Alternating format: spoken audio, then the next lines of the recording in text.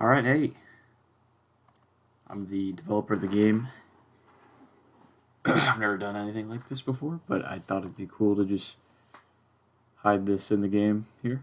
I'm just going to be poking around the files. So I haven't finished the game yet as of recording this. As you can see, I only have a few of the ending videos down here, but yeah, I don't know. I just thought I'd do some behind the scenes. So this is the title screen here. Not much to look at. So let's go over to the plant room. Poke around here. Yeah, so this was before I found out that Modus actually made some shaders for the caustics on the walls, so they're actually a separate model here. Let's see. Yeah, look at that. Of course, we have our friend back here.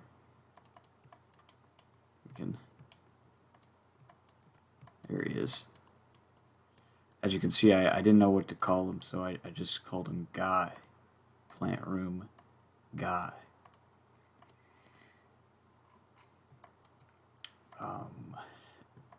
And actually, let's see if I can find this. Let's see if it's still in here. Yeah, okay. So I cut this out of the room because I thought it didn't really match the scenery very well, but there's a fountain. I put a fountain in the game. We can take a little look at it in game, of course.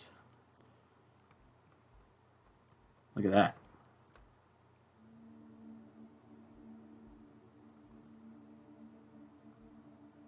It does look pretty nice. Maybe I'll use it in something someday. I don't know.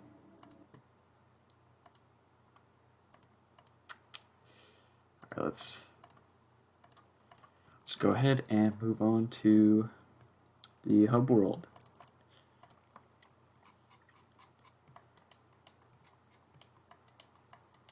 Yeah, so I remember not really knowing what to do with this door here, so I just kind of left it floating in the air. I didn't want to make an outside of the plant room or anything, and I think it worked out. I think it adds to it. Here we have our friend over here. Everyone thinks this is a cat, but actually it was supposed to be a raccoon. That's why he's named Raccoon in the over here. But it does not look like a raccoon very much. I originally tried to texture his head with like realistic raccoon fur and everything, and it did not work out at all. Not even a little bit.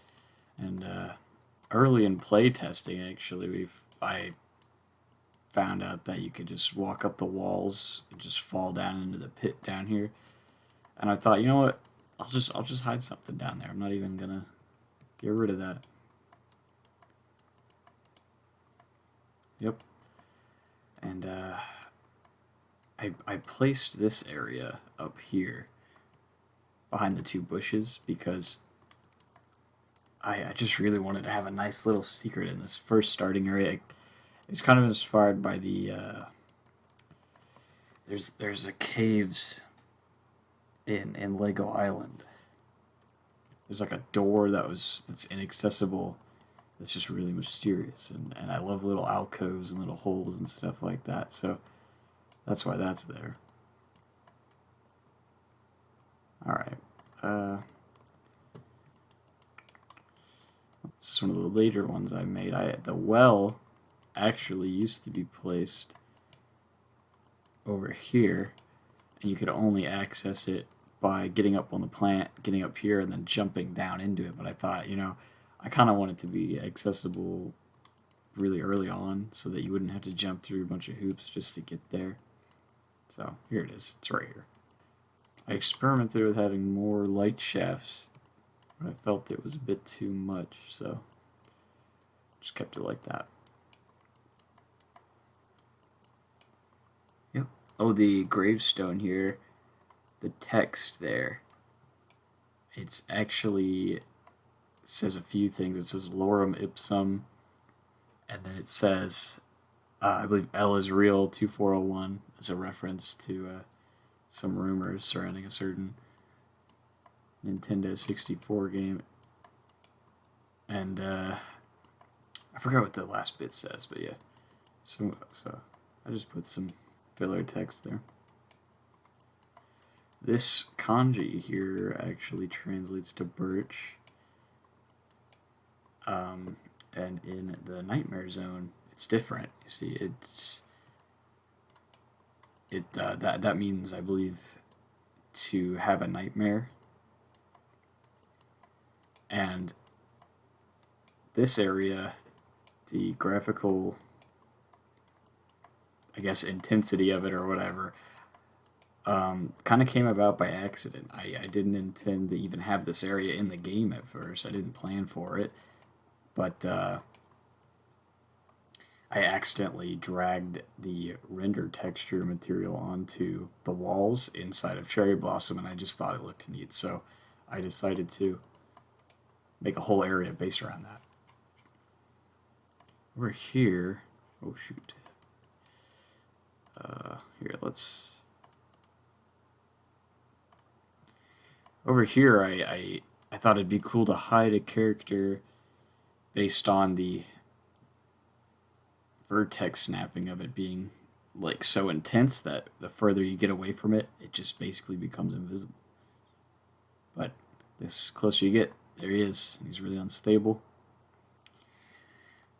This character doesn't really have a lot to do in the game, but I just thought it'd be cool to hide him there. Add a bit of flavor, if you will. This is a really cool place to develop the only high poly asset in here, in the whole game right here. The soup cans. I really don't know why I chose soup cans, but yeah, there they are. Of course, this is a picture of me that I just used for the scientist. Yep. And on this board here, we actually have some stock photos that were on the title screen, actually, like over here and here. This right here is the painting that is hung up in the Cherry Blossom area. That's the Unity logo, of course. This is the letter that you receive, or that you just have in your inventory at the start of the game. This is, of course, the eyeball symbol that relates to the plant room and the churches and all that. This right here is a picture of the body stuck in the wall that's in the suburbia area, which you might as well check out. Or, not the suburbia, the house area. Yeah, here we are. So, originally, I was going to have the mom's face scroll between a few different arrangements like this, kind of inspired by the Land of the Living and Grim Fandango. But, I don't know, I just accidentally had it scrolling in two directions. And that just scrolls through her whole texture there. Like, you can see the hair texture and the faces show up. And I don't know, that looked a bit more chaotic. And, I decided to keep it. Hopefully people will see that and think it's unintentional. But yeah, there's the image that was on the cork board, the conspiracy board, if you will. Alright, now let's check out Suburbia. So this area is a bit interesting because I wanted to give off the vibe that it goes on forever, but it's actually very small, and it just teleports you as you're walking through it. So right here is the player's position, as you can see, and here, let's set this up so that we can see all of it. Turn off the fog. Okay. Yeah, so right there is the player's position. Right there's the player's position. And as we walk, we hit a trigger that teleports us back. And this works in either direction.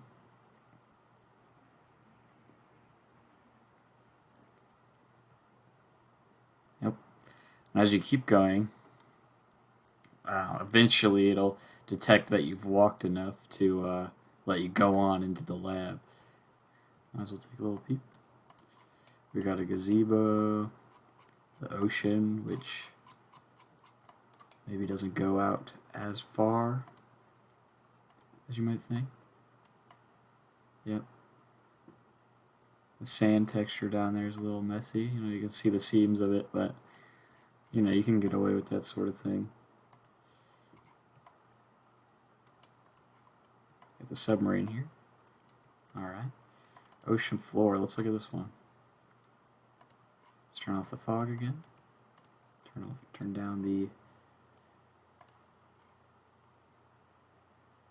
up the cutout distance. Why not?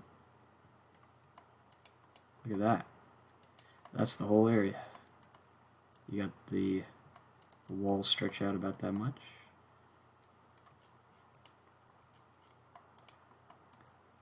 There you go. Hope somebody's interested in that. Well, yeah, I hope you enjoyed this stupid little behind the scenes, me messing around little video that I hid in the game. Yeah, I don't know. Maybe you got something out of it, maybe you didn't. I don't know. I just thought it'd be a fun little thing to do, I guess. Anyway, yeah, I hope you have a good day. Hope you enjoyed the game. If you didn't, that's alright. Yeah, I don't know what else to say. So, bye.